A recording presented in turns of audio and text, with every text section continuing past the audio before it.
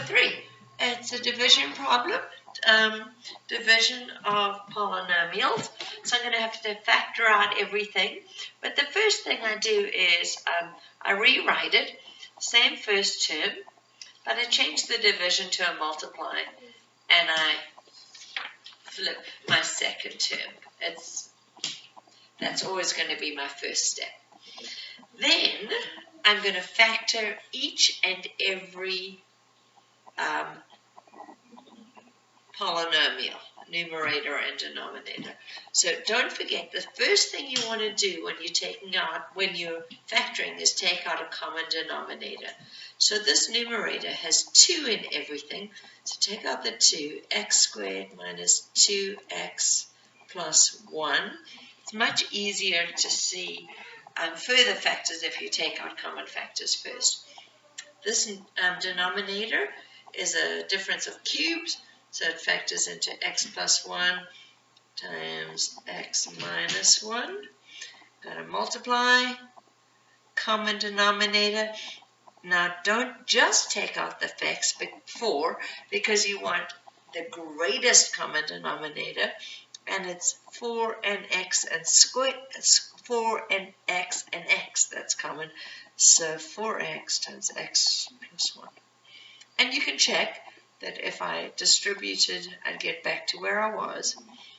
And then my denominator here, there's a 2 that's in all the terms, and an x that's in all the terms. X squared plus 5x minus 6. Now I can check, am I done with my factoring? Well, the 2 is just a coefficient, a number. These are linear factors. That means there's no power on any of the variables. So I'm definitely done with this. That's a 4x squared. That's also a linear term. And here's a 2x. Ooh, there's an x squared. So this one might be further factorable, and this one might be further factorable. They're both nice, easy factorings because the lead coefficient, or the number of x squareds you have, is just 1. So you want factors of 1 that add up to negative 2, and that's going to be minus 1 and minus 1. And here you want factors of negative 6 that add up to positive 5. So it's going to be x plus 6 times x minus, minus 1, right? Because 6x minus 1x is 5x. And now is the fun part. Now I can get rid of any factors that are common in the numerator and the denominator. Remember, you can only get rid of factors, not terms. You have to cancel out whole parentheses. So there's an x plus 1 on the top, an x plus 1 on the bottom. Here's an x minus 1 and an x minus 1.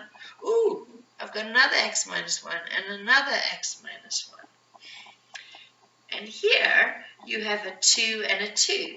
And that 2 is a factor because it doesn't say 2 plus or 2 minus. It says 2 times. So that makes it a factor. So let's get rid of a 2. Anything else? There's an x on the bottom and 2 factors of x on the top. So one of them can go. 1x on the bottom, 1x on the top. So I'm left with 4x, nothing else, over nothing, x plus 6. And I'm done.